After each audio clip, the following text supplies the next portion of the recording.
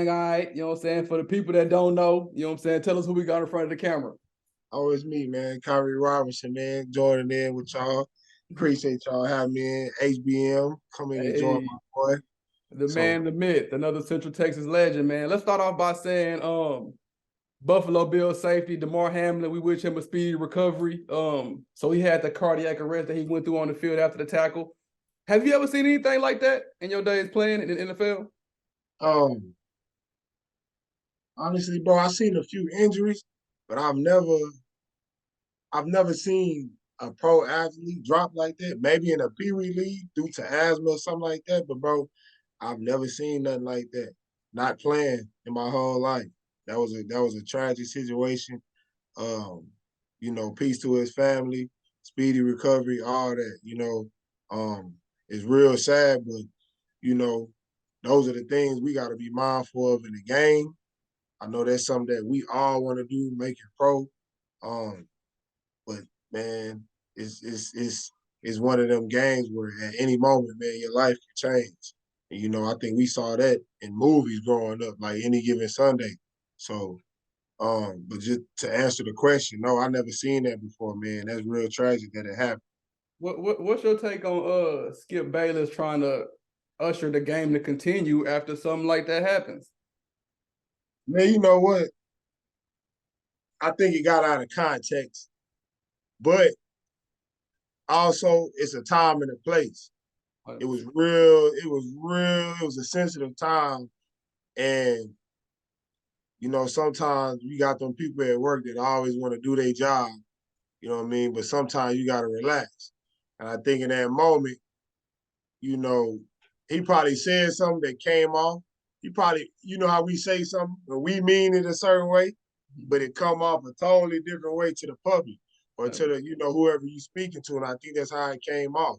And I think it just should have been held until, the situation kind of, died off to where we knew he was gonna be okay. You know what I mean? But at the same time, it happens, bro.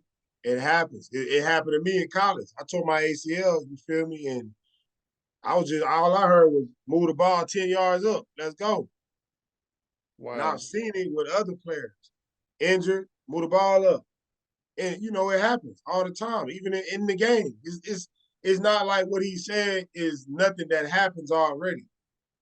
Look at every injury that happens. What happens? We go on commercial, and then what? The game back on. Continues. Tui just had a concussion that could have caused him his life too.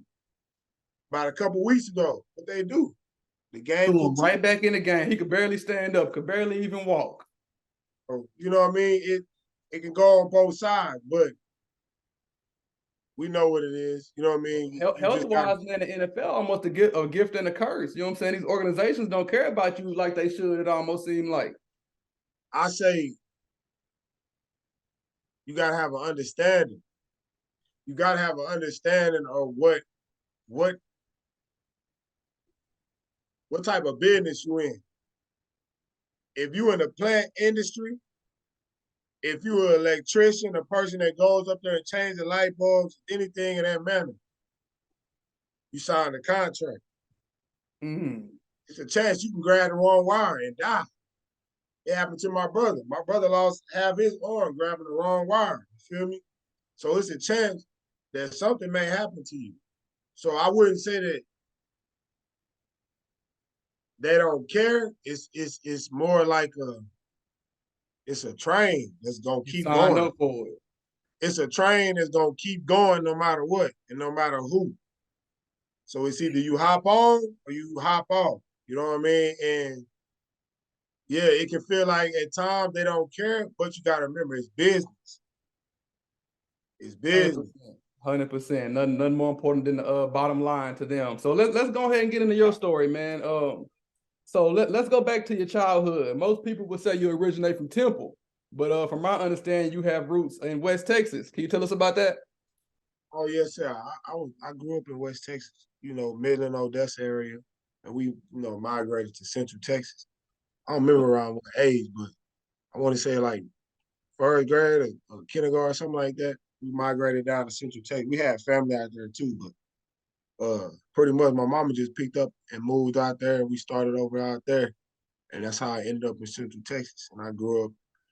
I moved to Temple first, and then I moved to Belton. Most people don't know that. Most people think I went to Belton and then moved to Temple, but we moved to Temple first, and then we went to Belton, and then back to Temple, and Hey, then back to what's the biggest difference you would say between Belton and Temple?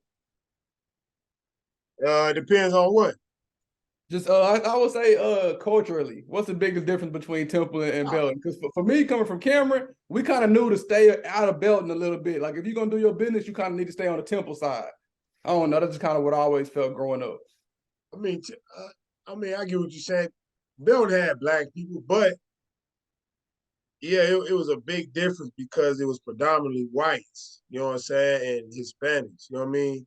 Um, Temple was predominantly black too, but they also had whites also. But I think Temple was just bigger. You know what I mean? It was a whole lot. It was I don't want to say a whole lot. Well, it was. It was a whole lot at the time. They had like 40-something thousand. I can't remember. We had like 14 or 11. I can't remember. But it's bigger for one. You know what I mean? And Belton is more private. You know, I don't know if you know, Belton was one of them um, white collar cities. You know what I mean? It had racism. People got hung. You know, it was just one of those type of cities. Temple had its run too, but Belton was just one of those small towns that was like that. So I just say, So are you besides you and RT? I mean, I don't know many other black people that played sports and came from out of there. Any other big names you can think of?